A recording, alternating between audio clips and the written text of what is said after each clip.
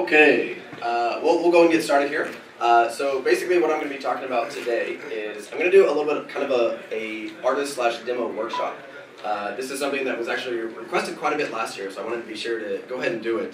So basically going to give a kind of a demonstration of sorts on how to approach basically difficult aspects of a model, or kind of how to choose how to approach a specific area that might have like a difficult structure in the mesh.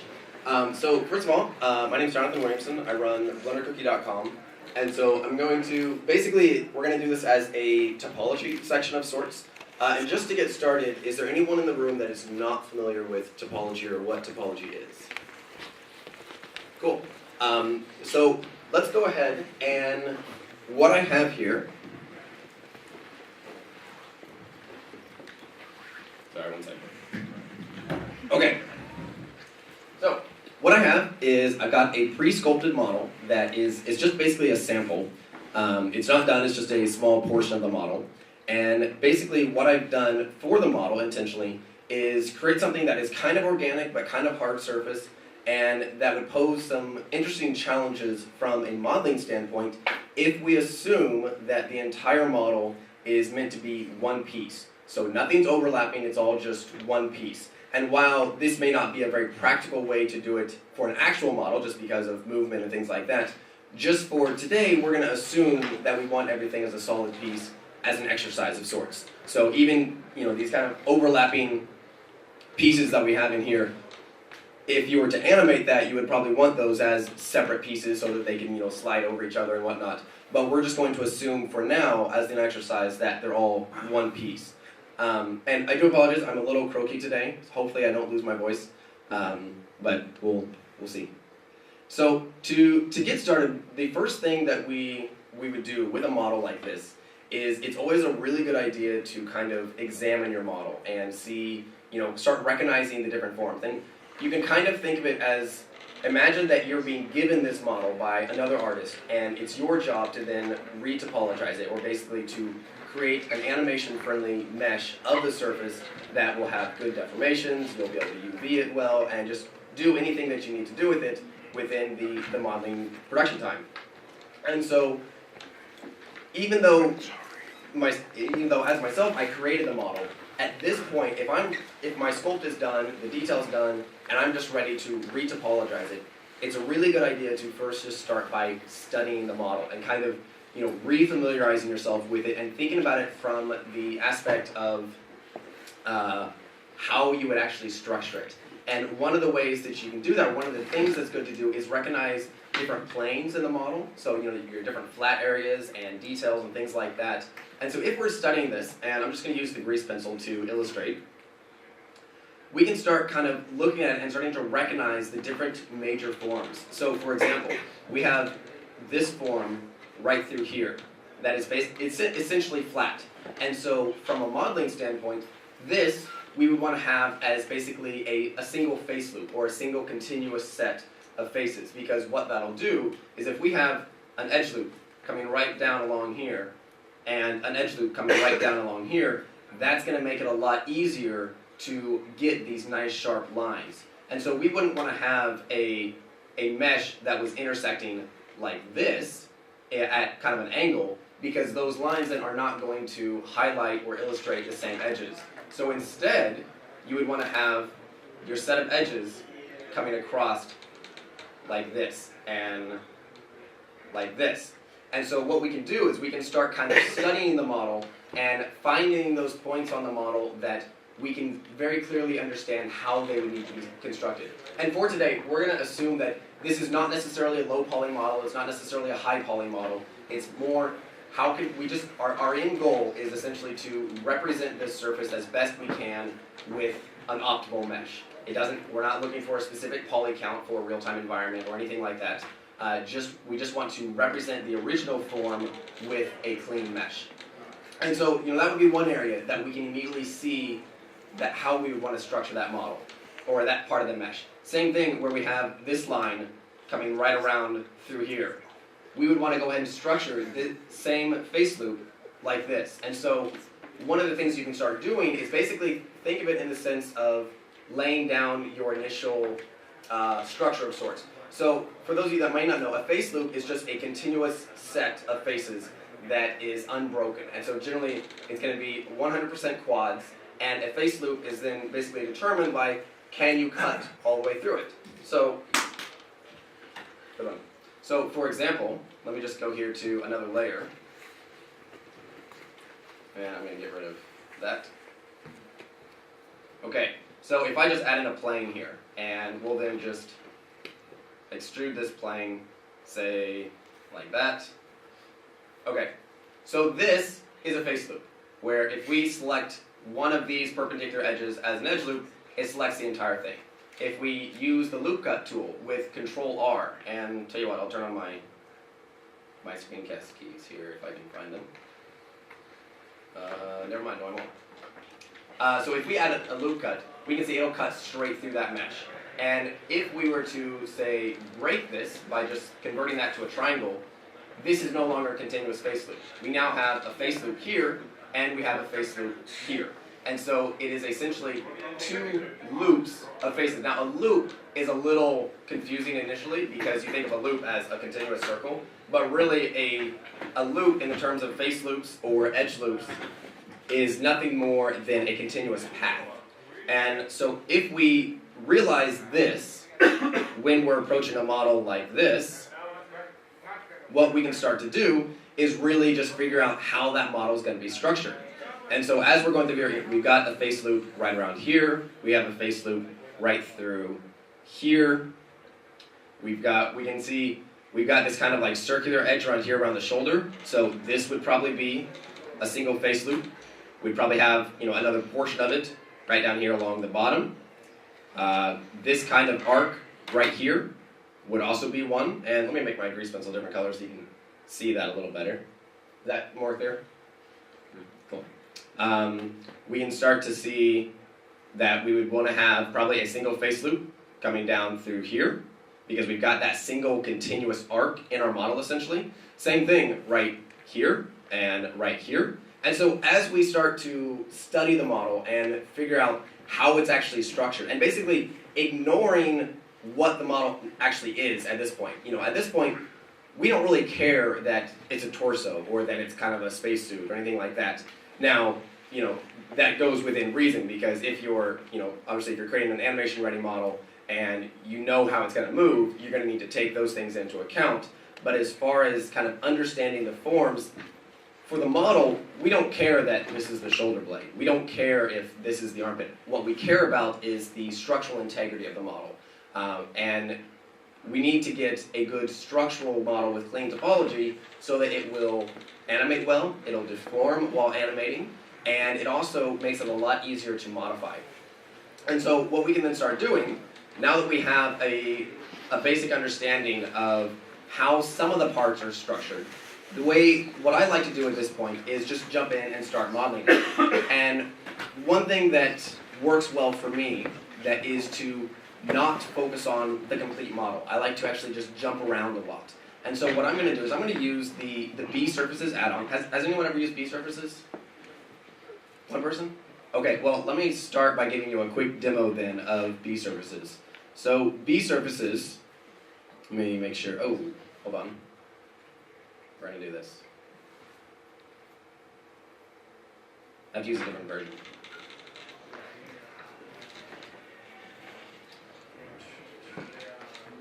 Okay, so B Surfaces is an add-on that is included with Blender, and there we go.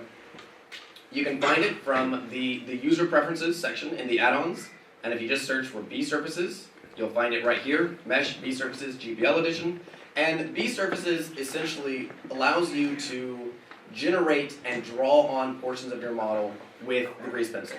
So if we go in here, I just created that plane, which if we select it here, let's see, we can't actually see it. We'll just do a new one. All right, so I have, they reversed it. Okay, the zooming is going to confuse me. The zooming on the viewport just got reversed as of yesterday, I think, to make it more consistent. And I think this build is prior to that fix. It first got reversed, and then it got changed back to be correct. So it's going to screw me up, but that's okay. So if we just create basically an empty mesh, and then go down here in the toolbar, we now have this section called B surfaces. And B surfaces is really, really cool because it allows me to do things like this. And just generate a surface very quickly. And if you then combine that with the surface option of the grease pencil, what it literally allows you to do is things like this.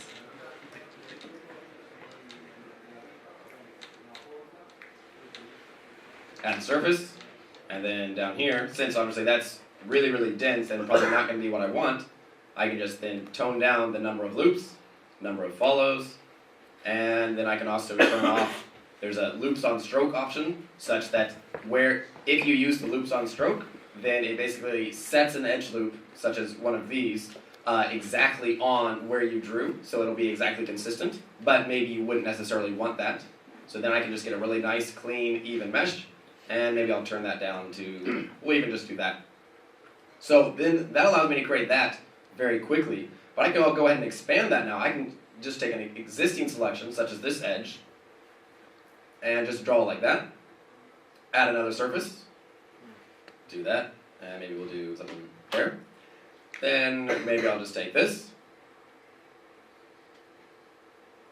And since I'm doing, my grease pencil is adhering to the surface underneath my mouse, just due to this setting, that essentially means even though this mesh, the new mesh that I'm creating, has no understanding of the underlying sculpt, my grease pencil does. And so since it's then generating the mesh from the grease pencil, it allows me to essentially create a really nice, accurate mesh very, very quickly.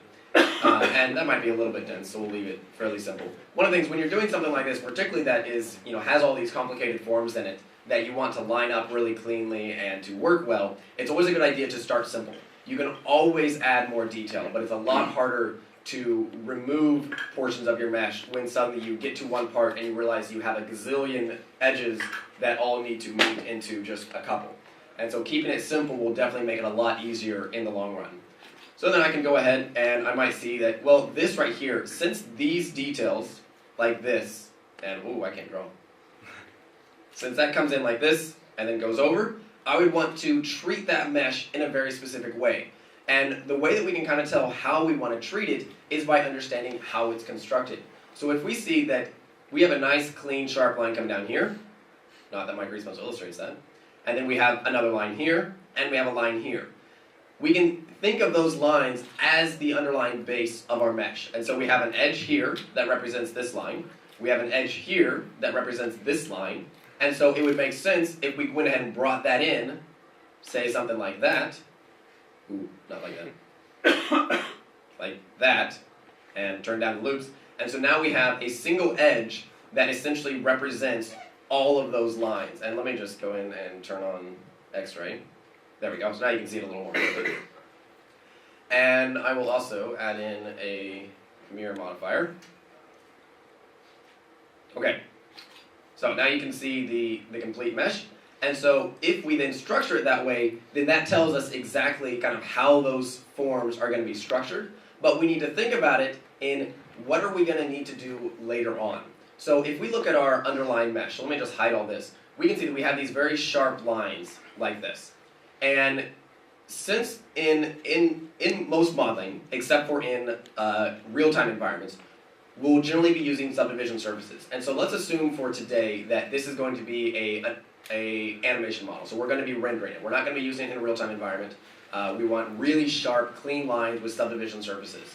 And so if we assume that, we're going to go ahead and use subdivision surfaces. What that means, though, is that we need to very carefully think about how is our mesh going to accommodate the details that we're going to need to get later on. And some of those details are these sharp lines, which, as you probably know, when you add in a subdivision surface, it gets really soft and round very quickly.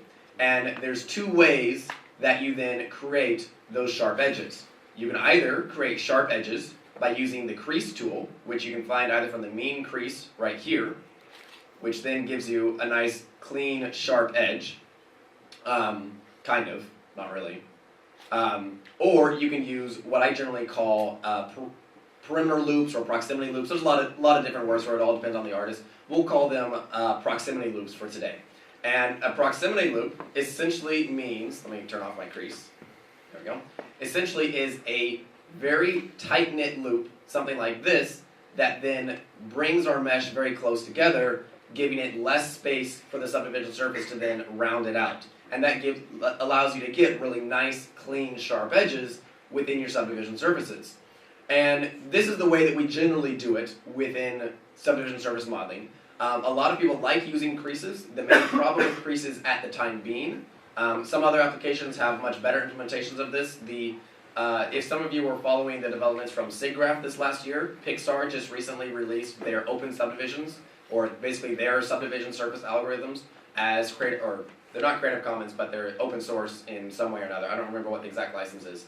And they have much better creases. But with the current implementation in Blender, the creases are good, but they're not very good. And so what you tend to get, and maybe I can show you an example of this in a little bit, what you tend to get is basically shading artifacts, where as you get closer and closer to the crease, it just looks kind of stretched, and you don't get those really nice, clean, sharp highlights that you want on hard surface modeling.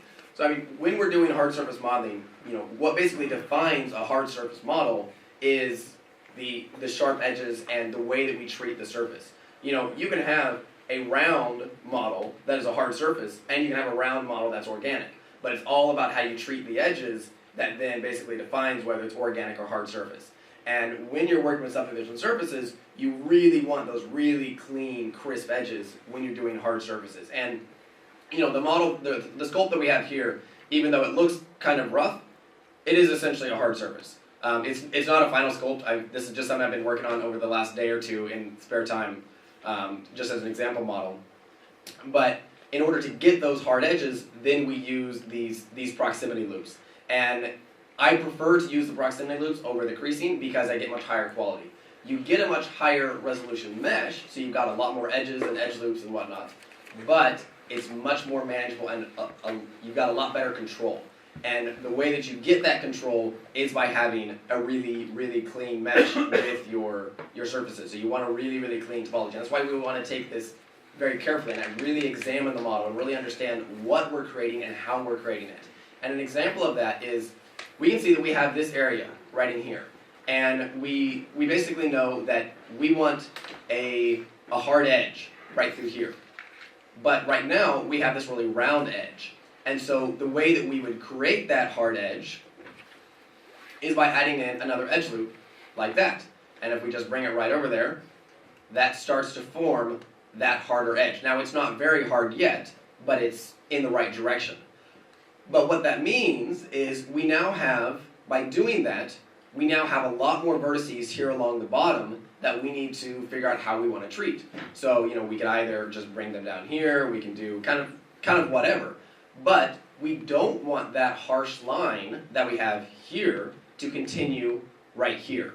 And that's where part of the problem then comes in, because right now, if I were to just, say, bring this down like that, we have that sharp edge. So how do we treat that?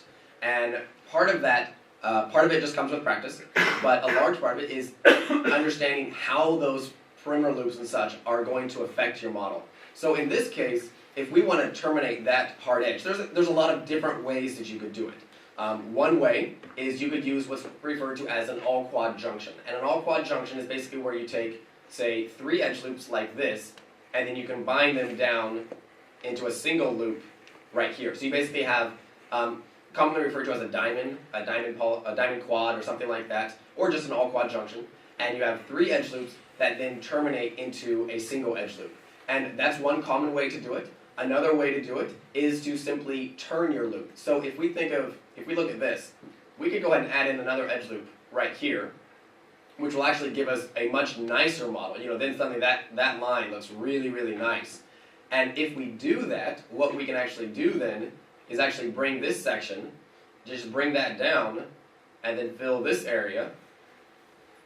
And then suddenly we have this extra room with which we can smooth that out, and it's basically turned our mesh like this.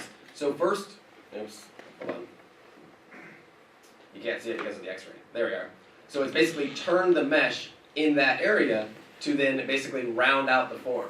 And so if we now take that area and we extrude this down, we still have that sharp edge a little bit, but then suddenly we can actually start smoothing that out. And so if you then actually, one of the other things that we'll do in conjunction with the B surfaces here is I'll use what's called surface snapping. And surface snapping essentially allows us to set our snap type down here to face, and then choose snap to other objects. And then I can simply hit G and control, and it will immediately snap to the surface underneath my mesh. And so in this case, that's my sculpt. And that then just allows you to get a really clean, accurate portion or accurate representation of your original form, because it's just snapping directly to the form. And that can work really, really well to then get a really nice, clean mesh. And generally, we'll use that in conjunction with the B surfaces or anything else to then do what we want to do. And you can see now, if I had an edge loop right here, you'll notice that it's turning around like that. And this is a really valuable technique because we can use that all over the place. Another example of a place that we could use it is right up here. So if we look at this portion of the mesh, and I'll just go and do this. So let's just start drawing out these lines to represent this original form, which you remember that we looked at in the beginning. We would want to have a single face loop right along here because we have that flat path of sorts. And so the best way to define that is with a single face loop.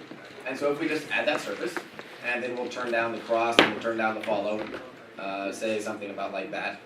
And let's actually, we'll do that instead. There we go.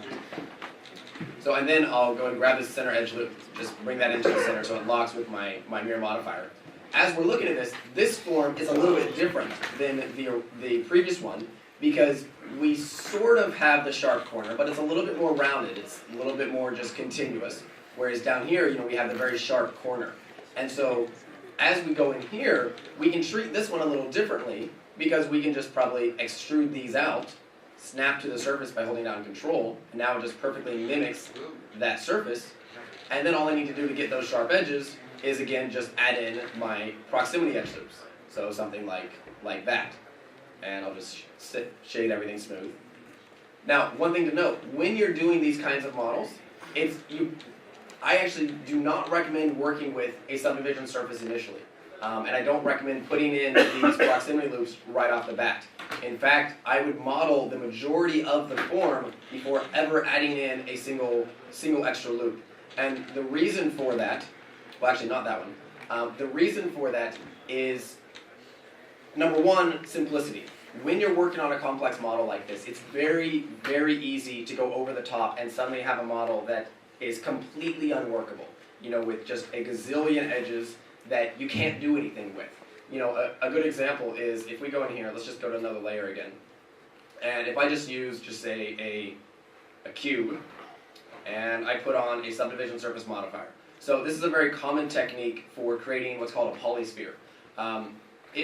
When we're modeling, if we look at two different spheres, so a sphere or a ball is a very, very common form in modeling. We use them for eyeballs, we use them for all kinds of different things. And depending on what you're doing, you may or may not want to use one type of sphere. In fact, we've got actually three types essentially. Whoops, not that one. There we go. Let me turn on outline selected as well. There. So we have essentially three types of spheres. We have what's known as a polysphere, which you can't actually add by default, although this guy over here, Andy Davis, actually wrote a little script that, is this still included in 264? Yeah, it's included since 2.6. I think it's in the extra objects. Oh, in the extra objects? Yeah. Let me actually find that real quick. Ah.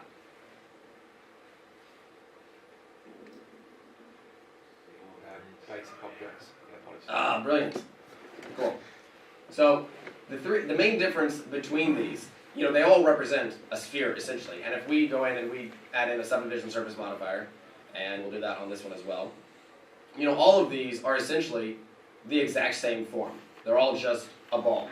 And maybe this one will increase a little bit. But they're also very, very different. And if you're working on, say, like an eyeball, you would use what's known as a UV sphere. The reason for that is a UV sphere has is built out of rings essentially that then all converge at a single point right here. for something like an eyeball, that's actually really good because what you can do is you can create basically the iris and the pupil just like this. And it basically naturally mimics the shape of an eye. However, if you're doing, say, what's something that's like a ball? Skull. A skull, there you go, a skull. Great example. If you're doing a skull and you use, say, a UV sphere, and let me just undo this. This is actually the worst object you can use for a skull. It's actually probably worse than an icosphere. The reason being is when you're working on an organic object or a hard surface object, or basically any object where you want a reasonable amount of control over the surface, the form, etc., the one thing that you don't want is variation in your initial density of your mesh. And so if you look at the UV sphere, we can see if we look at the center, this looks great. We've got all quads, they're roughly square, and they're fine. But as you move up towards either end, or either pole, you get these very long, stretched, rectangular quads. And then in the center, you have a whole bunch of triangles. And what this is going to do is be very, very difficult to actually get the form that you want to get. If we say pull this up, for one, you'll notice that you start to get these weird kind of shading lines right in here. It looks kind of cool if you look at it like this, but that's not exactly what we want for the top of a skull. But if we then say, look at the polysphere, it's called a polysphere because it's made out of 100% quads. And essentially what it is, it's just a cube that's been subdivided a couple of times and then formed into a perfect sphere. And this is a perfect starting point for a lot of different things because it's almost completely even. It's all quads, there's no triangles, there's no rectangles essentially. Everything is roughly square and even. And this is actually really valuable because it makes things a lot easier to work with. Because if like in this case, if this is the top of my skull, and I want to add an edge loop straight down the back of the skull to do whatever, maybe I want to cut it in half, or maybe maybe it's been carved on, maybe it's being a piece of art and someone has carved a groove down the back of the skull. I actually can't do that with this mesh, not in this orientation. I could go ahead and rotate it around and do that, but for today, let's assume that this has to be the top of my skull. There is no way to cut a line straight across the center. You can't do it. You can do it the other direction, but not this direction. Okay, yeah. Sure, yeah, that's fine. Whereas if we look at this mesh, we can do basically whatever we want to it in any direction. So we can go vertical, we can go horizontal, and we can go at any point within this portion of the model and basically cut it exactly like we want.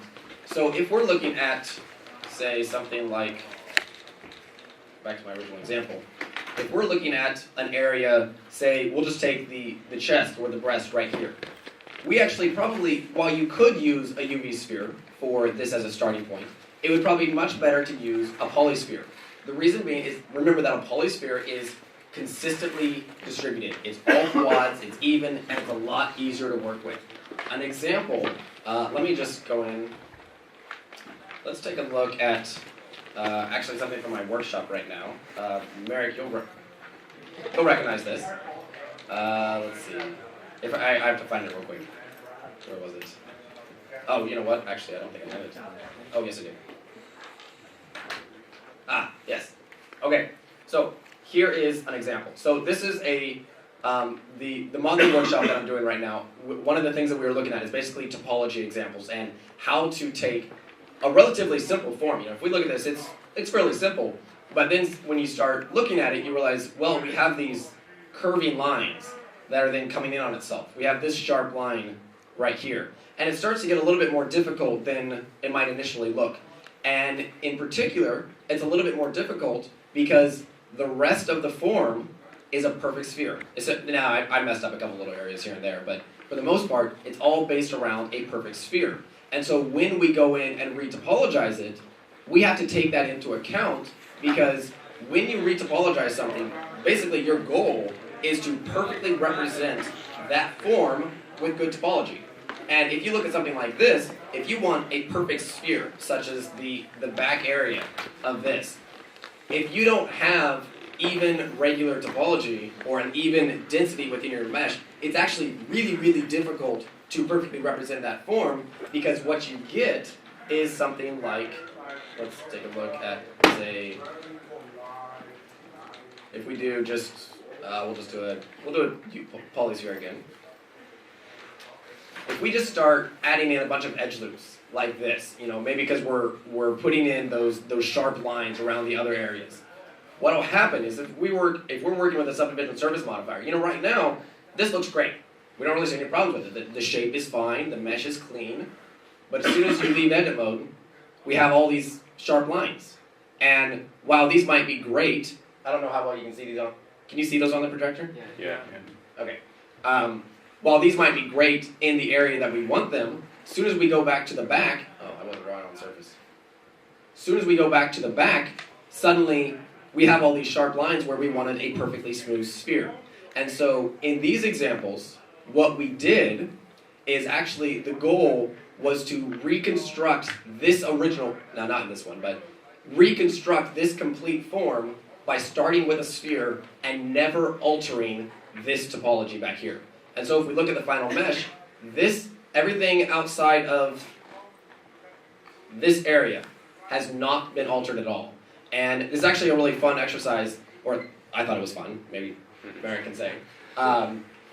Because the purpose of it is to work or figure out how you can work with a final model and not alter specific areas. Because one of the challenging things in topology, when we start looking at forms like this,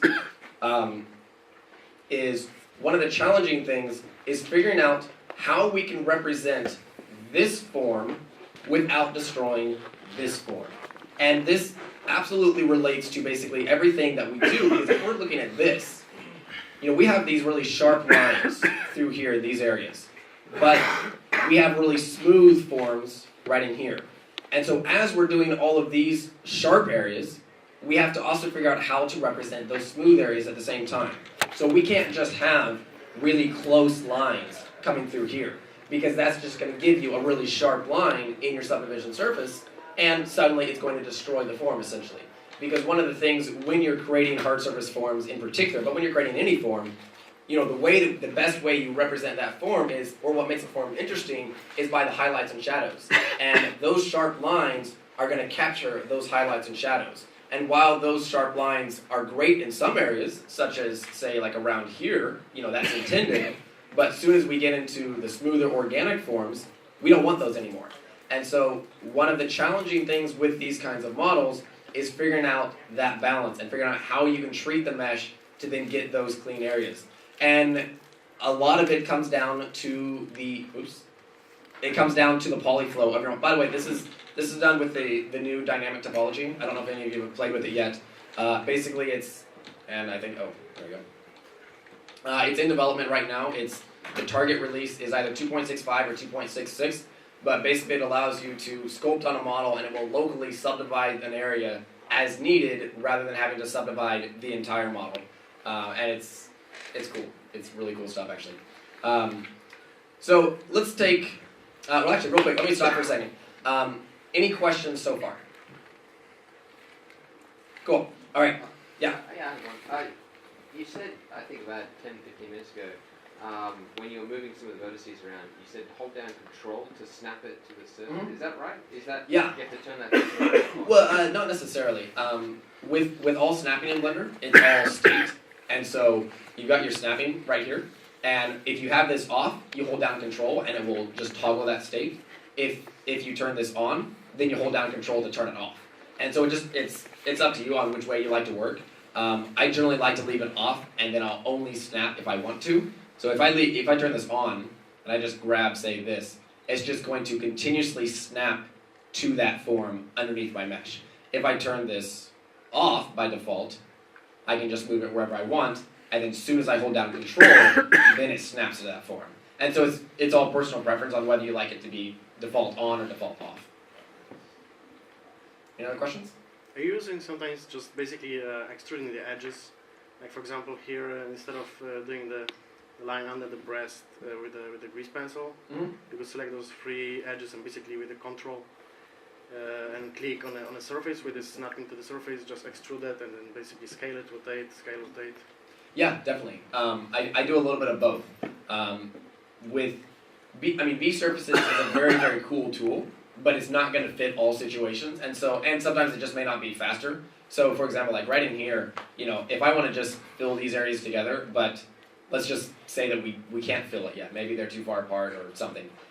Just an example. I would probably just extrude it and then fill, because that's a lot faster to me than drawing a line, going to the toolbar, clicking add surface, and then joining them together. Although actually with B surfaces you can actually bridge things. Yeah, I find it quite actually tedious to work with these surfaces. Actually, I'm using more often like extruding just a point to just draw my topology. What I found from working with them a good bit is B surfaces is particularly good for getting kind of like your core details. So like with these edges right here, like doing those with B surfaces is really quick and easy. Or say doing like this real quick with B surfaces is great, because I can just very quickly lay that down and then add my surface and just do something like that. Whereas if I were to extrude those manually, it would take a little bit longer. But then certain areas like doing this little extrusion here, that's going to be faster to just do it by hand. And it all comes down to preference and balance. B surfaces is definitely not required. Everything that we're doing here can be done by hand. There's never one right way to do anything. It's just what works for you.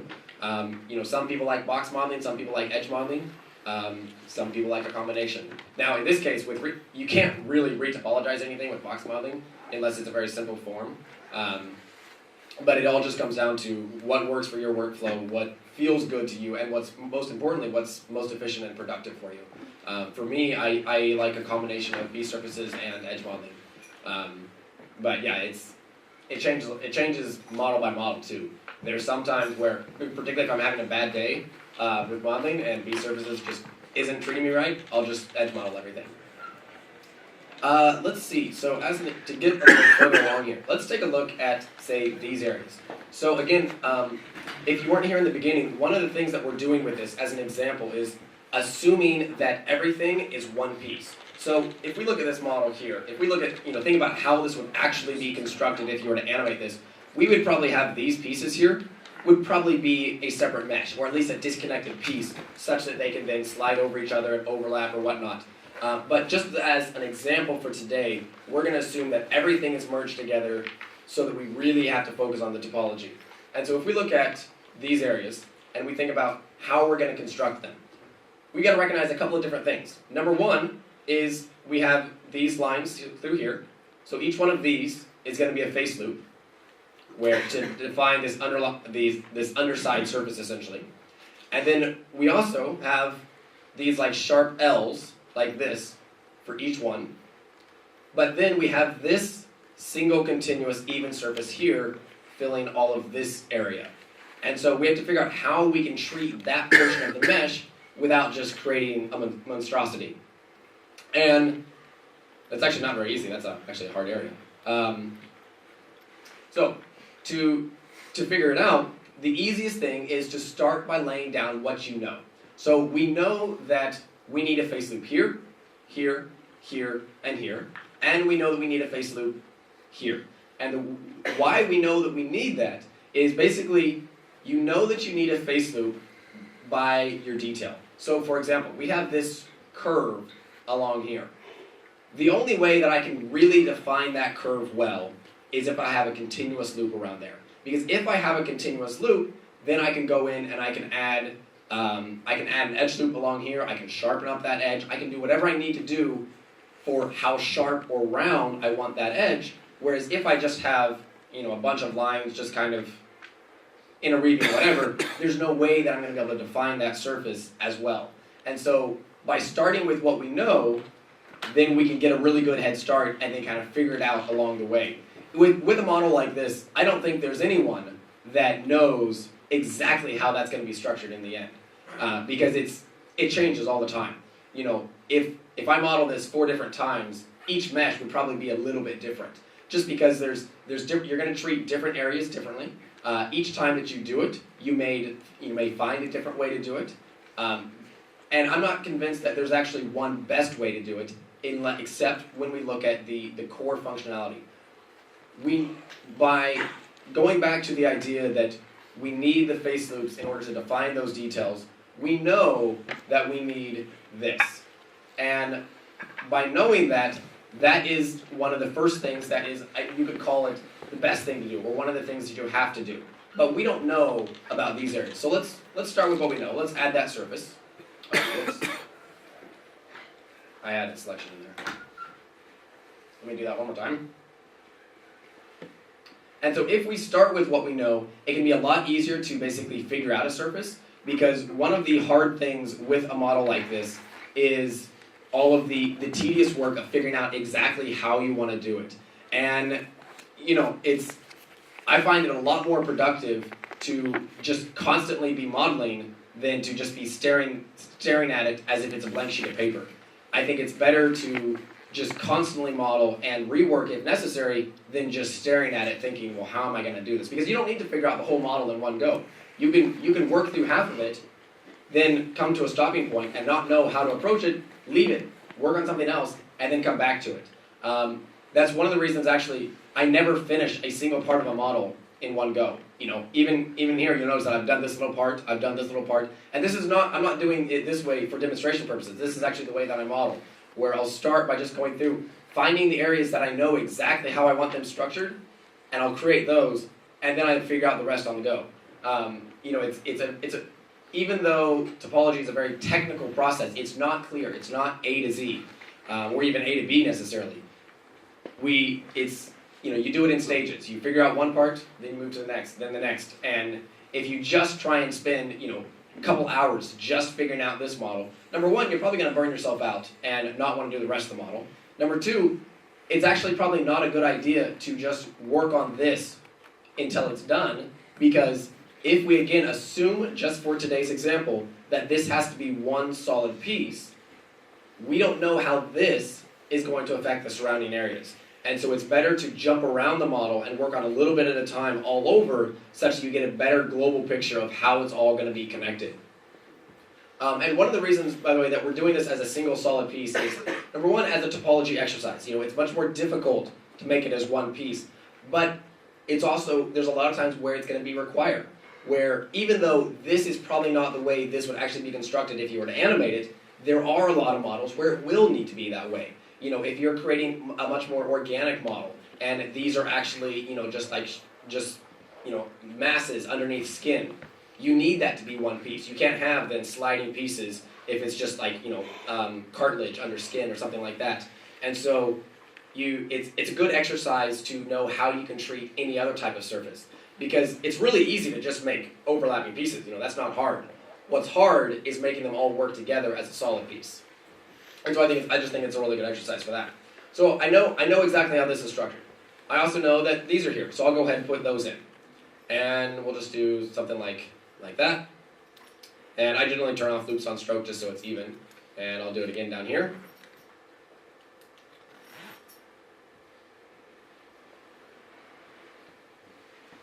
I do wish it would save its previous settings, but it doesn't.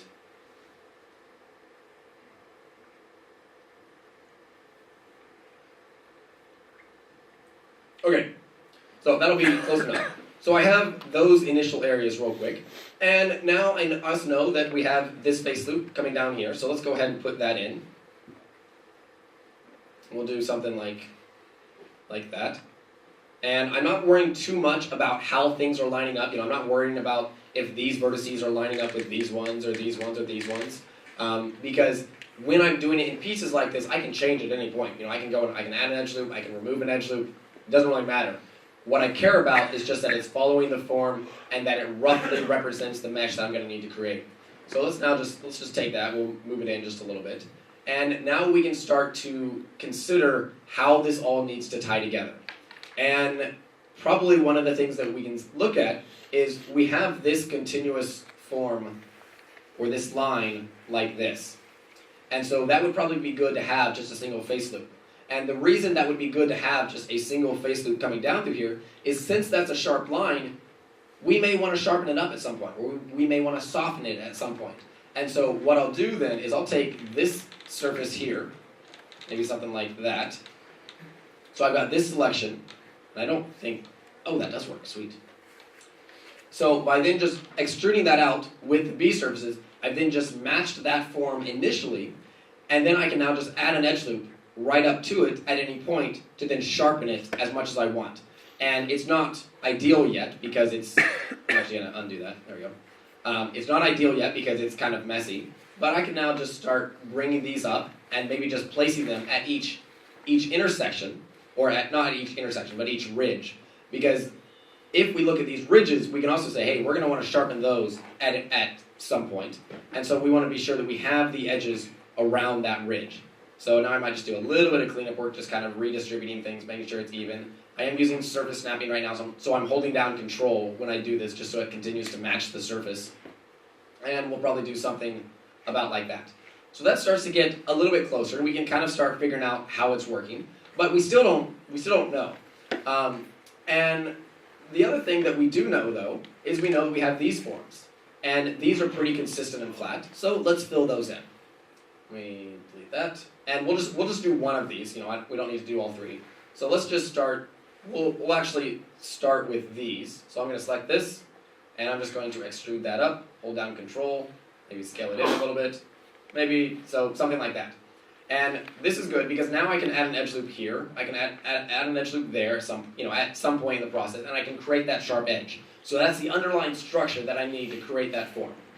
But now we need to connect it. And we could just say, well, let's just connect, that. Let's add an edge loop here, and let's connect that. Cool, all done. Well, no, not really, because suddenly what we've done is now we can add an edge loop through here, or we can add an edge loop through here. But if you go back to the example with the sphere, remember that now by adding in these edge loops, suddenly we have a sharp line right through there. This will be a little easier to see if I set the shading to smooth, right, like that. So now we have this line coming through it where we don't want that. That's not in our original form. And so now what we have to figure out is how can we reduce the geometry in this area such that we have these nice sharp edge loops, but they're not coming through here. And this is where we use things are called all-quad junctions, or basically turning points in the mesh. So we have a couple different options. We could just basically terminate these edges right here, such that then this all just merges into a single edge. That would be one option. Another option would be to basically bring this mesh around here and then turn it as we go up this direction. That would be another option. But admittedly, we probably don't know what the best option is. The best option in general is the one that is simplest. Merrick, you're probably going to be sick of hearing this by now. But in the workshop, one of the things that we're talking about a lot is simplicity. And if any of you have ever read William Vaughn's book on digital modeling, he actually references a quote from Einstein that's, I think, brilliant in reference to modeling. And that is to keep things as simple. I don't know the exact quote off the top of my head, so this won't be quite accurate. But keep it as simple as possible, but not any simpler. And really, when we apply that to modeling, what it means is keep your mesh as absolutely as simple as possible in such a way that it will represent the form, but not any simpler, because you need to capture your form as best as you can, but you don't want to go overboard, and you don't want to go, well, underboard is not an expression, but we'll use it anyway. And so the best way that we can, or the best choice for our topology in this case is, number one, what works. What allows us to get the form that we need. And in this case, that form is these sharp edges followed by the flat areas next to it. And the second thing, so what allows us to get the form, and number two, what's the simplest possible solution. And you don't need to get too wrapped up in what's the simplest possible solution, because there's lots of solutions. And no particular solution is necessarily better than the others, unless you consider things like simplicity. So in this case, for this example, let's just try something. Let's just bring this out like this, and let's then just collapse these edges. Does that do the same job as merge? Yeah. Ah. So edge collapse just basically takes a single edge, just pulls it all together. And so if you use say 6 edges like this, and do an edge collapse, it just sucks them all together. And all the time in but- the middle? Sorry, what? All the time in the middle? Yeah. That's good. And what's actually really cool about that is, particularly like if you go into say like edge mode, and you just say select this edge loop and this edge loop, and do edge collapse, it snaps them together. And basically what it does is it looks for continuous selections of edges. And so since these edges are selected, but these ones between them are not, it considers them 2 separate selections, and so we'll merge each of them individually. So it can work really well for removing large portions of a model very quickly. And having done that, we can now just take that, we'll just dissolve that, and now we have a single quad right there, which then gives us a pretty nice, clean form. And so since we no longer have these extra edges coming through there, that's really hard. We really need a hierarchy for X-ray. So since I no longer have those edges coming through there, we no longer have that sharp edge. And so this will probably work pretty well. It's not necessarily a perfect solution, because if we now wanted to, say, add in more edges through there, you notice that when we do that, they now kind of turn and do funky things. So we need to consider the consequences of doing that, but in this case, this is all that we're going to need to create that form. Since we don't have any like insets or weird kind of cut-ins through here or anything, we don't need to add any extra geometry to this. So these 3 edges will do the job perfectly. So that's going to work really, really well. Let's look at another portion of this. Let's see. Any particular area on this model that you're not sure how you would approach, or that looks difficult? Back. The back? Like this part here? Cool. Yeah, let's do that. I was thinking like the bottom. Oh. Yeah, like under there. Yeah. Right in here? Yeah. Cool. Yeah, the least finished part of the sculpt. Or like right above it, like where it kind of makes the. Oh, like this? Oh yeah. Yeah. So this is definitely one of those areas that if we were actually making this for real, this would probably be, multiple pieces. But again, for example, we're going to do it in one piece. So let's go back to the understanding of what do we know about this surface. Well, we know that this is a pretty flat form, and so we're going to want edge loops through here. And let's see. So let's just start with that. So we'll just create an edge here. We'll create an edge here, here, and there. All right. We'll add that surface. Oh, I've got an extra edge in there. No, I had a selection. That's fine. Something about like that. Okay. We'll turn that down and do something like that. Now, the reason that I started inside here is because you notice that this has kind of a triangular form or something. It's kind of a corner. I don't know how I want to treat that. Oh, my pen's falling apart. I don't know how I want to treat that area just yet. And so, since I don't know, I'm not going to do it. We'll figure it out as we go along. But what I do know is that this is a sharp edge here, and that this is going to come all the way into the center, so I'll just lock that in with since I've got clipping on my mirror modifier. Okay? And then we can also see, this kind of comes to a sharp corner right here. This is coming down, that's coming through there. So I would probably want to merge these at some point. But I can also see, when you're working on an area like this, don't get too wrapped up in that specific area. Look at the surrounding area. Look at what's going to affect it. And in this case, that surrounding area is this area up here and this area around here.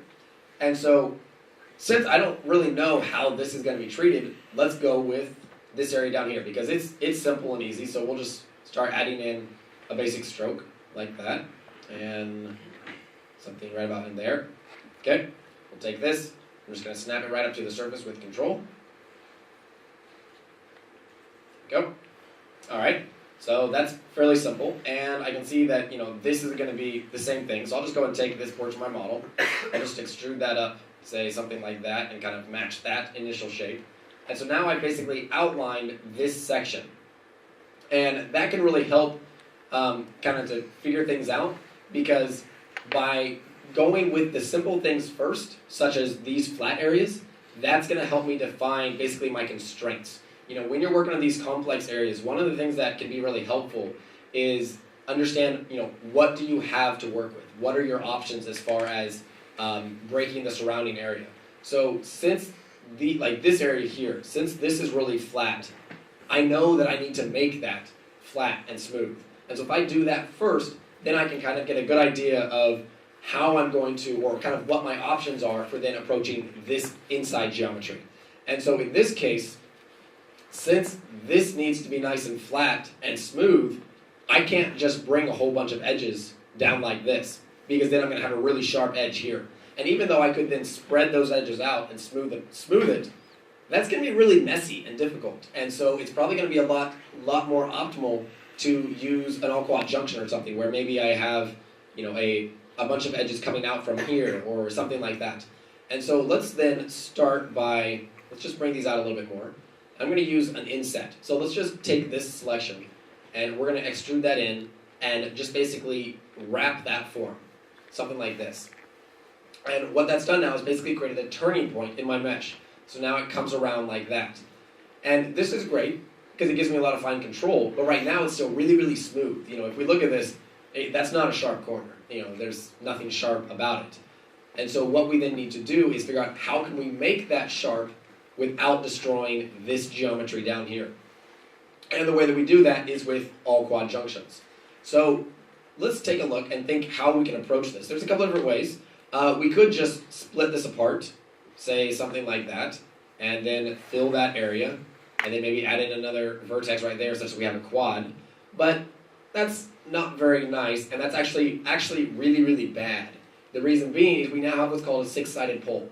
And poles, for those of you that may not know, are any vertices that have 3, 5, or more edges connected to it. And 3 and 5-sided poles, as a general rule of thumb, are not a bad thing. They can be. You want to try and use them cautiously and use them when needed. But a 6-sided pole is actually it's really nasty. The reason being is that it tends to cause a lot of texture stretching, and so my textures in this area would tend to get pulled in different directions, and you tend to get little artifacts and just not very nice. You can use them, but if they can be avoided, you want to. And in particular, you want to try and avoid them when you have an area like this, where it's really, you've got a really strict change of surface. When we have things like a 6-sided pole or a 5-sided pole, any point of geometry that is being pulled in a lot of different directions. Yeah. Can you just quickly ask you how you just split it up those things? Because I was looking for this function for... On how to split it apart? Yeah. Yeah, oh, sorry. You can use the split tool, which is, sorry, one sec. The split tool is just the V key. So if I select a vertex here and I just hit V, I can just rip that apart. And you can do the same thing with edges. So if I want to split all 3 of these, I can just hit V. It'll rip that whole edge apart. And it works really well for doing things like that. I'm sorry, it's not called the split tool, it's called the rip tool. You can find it either with V for the hotkey, or you can find it, it's not in the toolbar actually, but you can find it via, in the vertices menu, which is Control V, you can find rip right here. Yeah. How do you control if it rips vertically or horizontally if you have just one vertex? It's all around your mouse position from your selection. Admittedly, it's a little funky and it doesn't really work consistently. So if it doesn't work the way that you want it to, move your mouse and try it again. So if I take this one and I rip it that way, then it'll go like that. If I rip it this way, it goes like that. If I take, say, this one and go up or down, but I think it's much more stable today than it was in 2.64a, or it's much more stable in trunk or the development build right now than it was just a few days ago in the official build. Campbell just committed a fix that I think made it a lot more consistent and stable. But yeah, if you have problems with it doing exactly what you want it to do, just undo, move your mouse to another side of the selection and try it again. Let's see. So going back to the poles though, remember that a pole is something that has 3, 5, or more edges connected to it.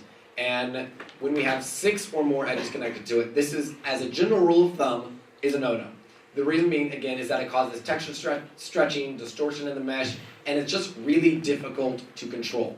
And so this is actually a really bad way to do this. So let's merge these back together. And we need to think of a different way. And you chose a hard area. Let's see. Probably what would be good is if we look at our original mesh here, we can see, and it's a really messy area.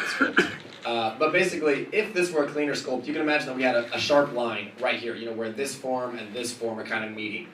And so if we assume that, then it's probably okay on our model to go and add an edge loop like this and one like that for this portion, because that then gives us that really nice sharp model. And then what we need to do is we need to get rid of this, and we need to get rid of that. So these two selections then need to be gone. And we can go ahead and figure that out. This is a great time to use ngone. So if we just go into edge mode and hit X and dissolve, that will then just remove those. And if we click dissolve verts as well, then it'll remove those vertices. And now I've just got just my edges here with then an ngone here and here. And now I can just kind of specifically work on these exact areas to figure out how I want to approach that. And probably what would work really well is if, we'll do this in edit mode or in object mode. So we have an edge coming out like this. X-ray. Okay, so we have an edge coming out there. We have an edge coming out here. And it's going back through there and up through there. And then we have these three edges coming down like this. And what we need to do is we need to bring these all together into a single point without disrupting these four. And I'm curious, any recommendations? How would you guys approach that initially?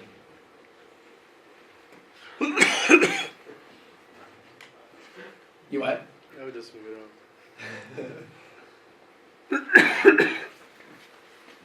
Let me see an edit mode again. Sorry, yeah. Let me make it a little easier to see. That's not the one. There we go. Okay, there you go. Does it help if I hide the grease pencil? Maybe put in a U-turn. As in, like that? Yeah. Oh. You could turn them around, that's what I'll do. Do what? So on the base there, I will just turn them around. So I like another edge loop, they'll make sharp edge. So, like, yeah, the one in the middle, or like,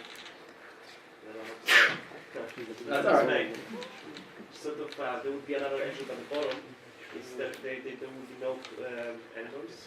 Mm-hmm. Well, right. I guess I should say one of the goals is to remove the ngones. Particularly when working with organic and models like this that are kind of half organic, half hard surface, we really don't want any ngones in our final model. And there's multiple reasons, but one of the main reasons is that when we're working with ngones, we don't have control over how those get subdivided. And so we don't have any control over essentially the final result of the surface. And so we want to have absolute control. This is even more true in real-time modeling for games and such, because you want absolute control over your surface and exactly what's happening. And we have no control over how these get subdivided right now. So you'll notice right now, this actually doesn't look too bad if we look at the subdivision surface wireframe, but it still doesn't necessarily represent what we want. And so we want to get rid of these ngones. And so we need to get rid of these and have our final control over the mesh. Because if I were to change this, like if I were to move that over there, it didn't in this case, but oftentimes the way that those ngones get subdivided and converted to quads is going to change based on your surrounding mesh. And so to have complete control, we need to be sure that we remove them completely. Why don't you leave this open for us and we're going to mail you if somebody going to come up with the idea? Sorry, what? Why don't you leave this question open? Sure. Well, I can either leave it open or we can go ahead and demonstrate it now. Demonstrate it? Okay. So one of the things that's kind of tricky here is this model, there's a key step missing right now. And the reason that this is difficult at the moment is because this kind of assumes that these edges like this need to continue on, or that they need to go like this or around or something like that. But they don't necessarily. So what we could do instead is we could just bring them on and connect with those edges, and then merge them in here. And so the way that we can do that is we can use the knife tool, and let me switch into perspective mode. Where did we go? Ah. So using the knife tool then, I could go ahead and just cut there, hit enter, and we'll do that again. Something like that. And then let's just collapse these down, like so. And now I have my quads here, here, and here, and now I just need to remove this area. And so now what I can actually do is I can again use my knife tool, draw in just like a little diamond like that, and that has then removed those areas. And now to then fix this, all I need to do is add in an edge loop, say around here, and maybe take that down like that, connect that, and that'll pretty much work. So by basically changing the way that the mesh was initially constructed, as far as where things were ending or combining, then we can really get a much more control over our surface. And having these edges through here is really not a problem because they're not pinching anything together. It's just staying nice and smooth. Now this edge here could potentially, or this diamond, could potentially be a problem just because it's forming this kind of like, it's just kind of fading out right here. But as the sculpt is right now, it's totally fine. We might bring this up a little closer or bring these up a little bit closer, but we really wouldn't know that until we actually finish the sculpt. But for the time being, that'll probably work just like that. We'll maybe slide these out a little bit more. Yeah. Would it be also possible to, instead of creating the new edge loop, just connecting to one of the edges on the bottom, or would that be creating a problem actually? I'm not sure what you mean. Right now you created an additional edge loop on around that. Maybe you could just connect down to one of those edges at the bottom. Yeah. So, hopefully I get this right. Basically one of the other things that we could have done, I probably don't have enough undo steps to do that, but another option would have been to approach this. Basically, we had a couple edges through here, and then we had our edges through here, and we could have just added in the diamond right here, like that. Is that kind of what you were thinking? And then all of or it'd be more like that. Not just thought of. Can you get back to the actual model? Where you actually don't add these additional edge loop, just go connect these where you have now these cross with the new corner on the bottom left side. Mm-hmm. Connect to the bottom. Well, I don't know. It was just a problem in my head. Sorry. Sure. That's all right. Let's see. So if we now look at this, okay.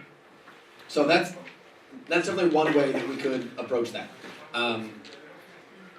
And again, there's multiple solutions. So what we just came up with here is not necessarily the best way, and sometimes you're not actually going to know whether it's truly a successful method until you've really gone through and finished this rest of the model, which is definitely another reason that I really recommend working on a small part at a time.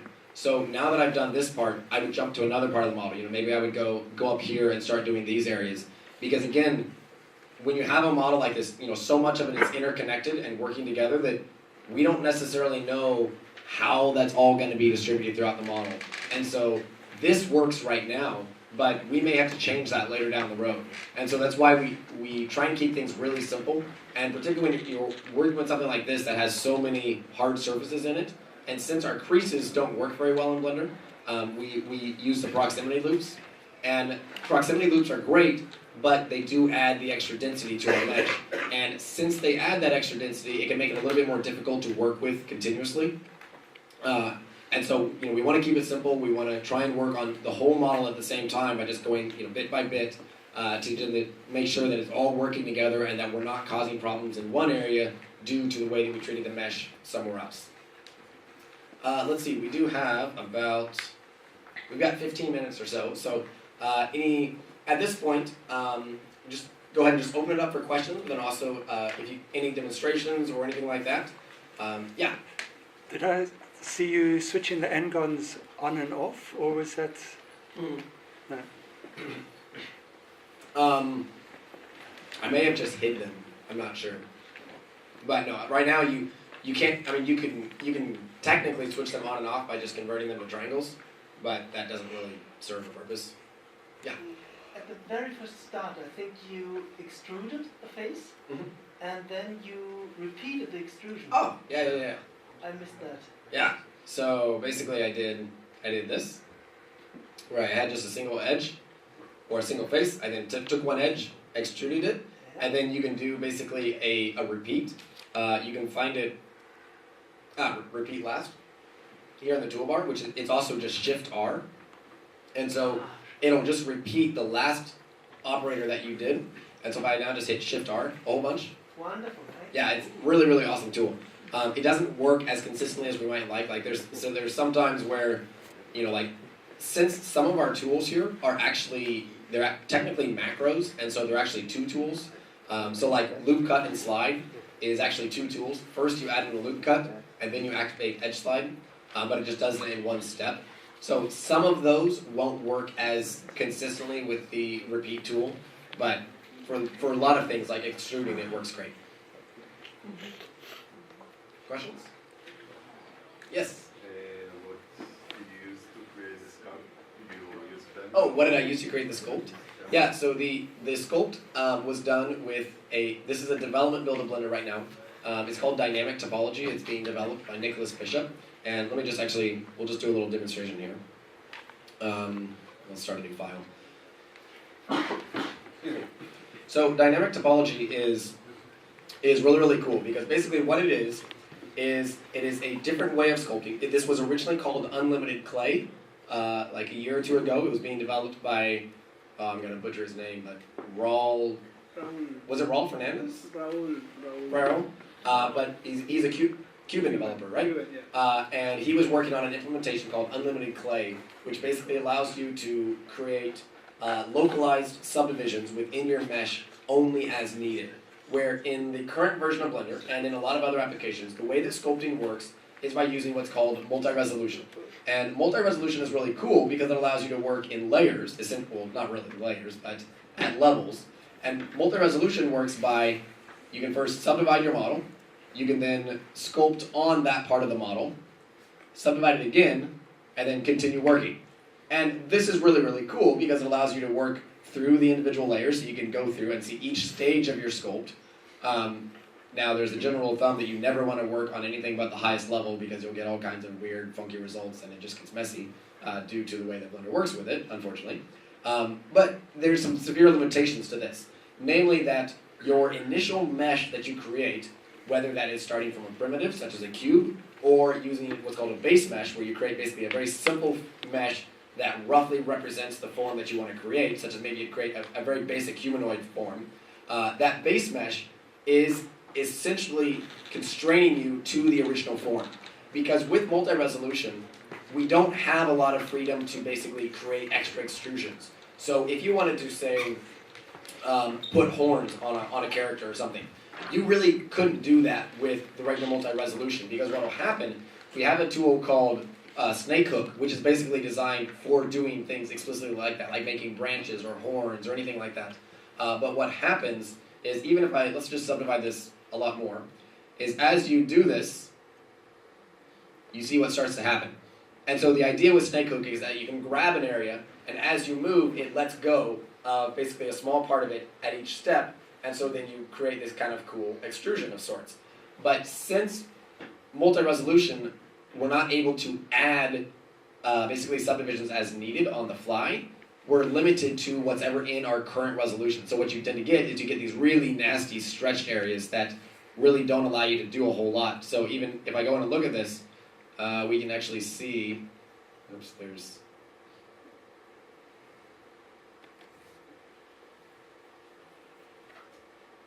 There we go.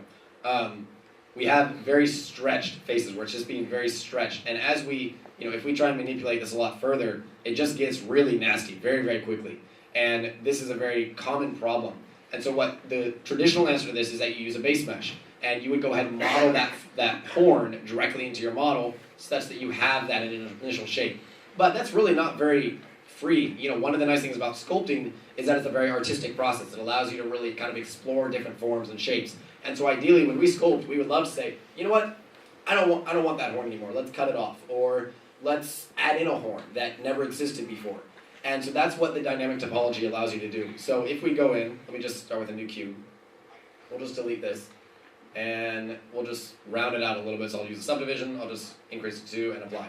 So here is my initial form that I want to create. And I decide that, you know what, I want to add horns. And as we just showed, you can't really do that with the original one very well. You just get really messy. But now with the dynamic topology, we have... Ooh, I'm using the wrong build. Hold on. This one. Okay, so with this one then, what we can do... We'll just recreate that initial form. So what we're able to do now is we have this option down here in the options panel called Enable Dynamic. What this will do is, if I use now my snake hook, let's just go in here, and we'll go a little bit smaller. It's actually adding in actual deformation or subdivisions to my model as needed. So now if we actually look at the actual model, it's actually subdivided that model as needed to create the form. And this can be seen particularly if we go in, let's just use, say, the clay strips brush, and I just start sculpting directly on here. It's actually adding in that actual mesh onto the actual mesh itself rather than just deforming the surface. And so this can be really, really cool because it allows us to essentially not create limitless detail, but to get a lot of detail in our model that otherwise we wouldn't be able to do. And so as I sculpt in here, we have this detail size, and that detail size is based on pixels. And so as I zoom in here, one of the things you can actually do, let's just use the draw tool, or the draw brush, and so we sculpt on a shape like that, and it's just automatically added in the mesh necessary to create that form. But what's really cool is, let's just zoom in here. We can sculpt on a little bit more. Zoom in more. And, I hit the maximum zoom. But so it's very similar as sculptures, basically.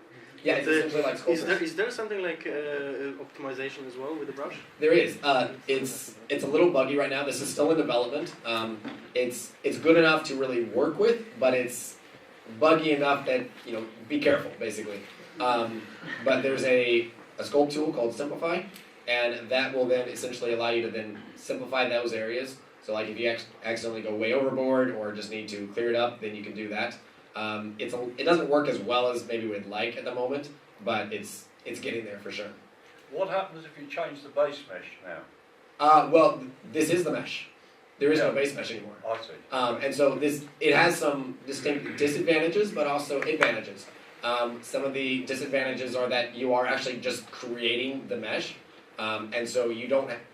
One of the nice things with multi-resolution is if you create a simple base mesh, such as with the skin modifier, and rig that mesh, you can repose it at basically any time, and then have that pose basically, what's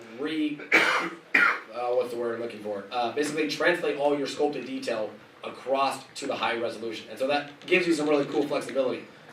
With this, you really can't do that because you are actually creating the real mesh. As I sculpt in here, you can see that this is all just subdivided now. It's all triangulated, which we don't really care about. This is a little off-putting to some people because the core rule in topology when working with subdivision surfaces is that you don't use triangles. But the thing that you have to realize is we're not working with a subdivision surface here. We're actually working with the true surface. And so we actually don't care what the mesh is like as long as the forms are being represented, because what you would do is basically what we were doing for this last hour or so is you then retopologize that form and then create a really clean mesh. But the main advantage to the dynamic topology, which again hopefully will be out in either 265 or 266, so within a few months, is that you get a very optimized mesh where one of the things that happens with multi-resolution models as you sculpt on them is that if let's say you have a head and you want to sculpt in the ears, and you discover that you don't have enough resolution to sculpt those ears, you have to add another level of subdivision, which is fine. But the problem with that is that you're not just subdividing the area around the ears, you're subdividing the entire body. And so essentially what you've just done is you've added a huge number of polygons to your model that you probably don't need just because you added them in one area. Now there's ways around that, you can section off your model and just use different levels on different parts of it by having essentially different objects, but that's just a workaround, that's not a good solution. And so with this, since you only add in the subdivisions where needed, it's much more optimized. And so in general, you can create the same amount of detail in a model with, there's no set rule, but in my experience, I can get the same amount of detail with 1/4 of the number of polygons or less. So it's cool for that. And I think, what time do you guys start? Or never mind, I think they left. We have 5 minutes. So any last questions or yeah? Yeah, I saw. I think it's in your the object properties on the right hand bar. You had something about the view. It was like the way it was shaded. Yeah. So, like this one here that's not actually a material. That's actually the viewport shading. This is actually done via the system properties here, where you can change the OpenGL lights. But if any of you have ever worked with these, you can change it to basically tweak the lighting like this, which is really cool. But it's really a pain to get something that looks really good and works well. And so somebody, I don't remember who, they're awesome. Let's see. They wrote an add-on that allows you to basically find quick preferences. Sean Olsen. Also goes by Purple Burgers. He wrote an add-on though that basically gives you a bunch of presets. So here in quick preferences, we can enable or disable the lights or interface. So like in the interface, you can very quickly change the select width, the turn to orbit style, etc. But then we've also got lights and presets. So now I can just go through here and it just changes the OpenGL lights to then give me a lot of different variations. And this is actually really nice because it allows you to get, see your sculpt under different lighting circumstances, but more importantly, see how the light is playing across your surface.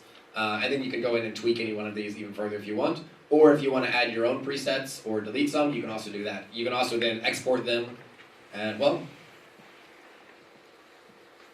see, I don't know what that does. But yeah, so it's cool. Oh, there we go. Yeah, so you can actually import and export these as well. So it just makes it a lot easier to see your surface well. And a lot of us like the shading that ZBrush has come up with, and so it feels cool. Anything else? What's your performance? Because what I found very irritating is that basically you hit the wall quite soon. So that's definitely one nice thing about dynamic topology as well, is you get much better performance just because you're working on much lower poly counts. This machine is a 2.7, 16 gigs of RAM.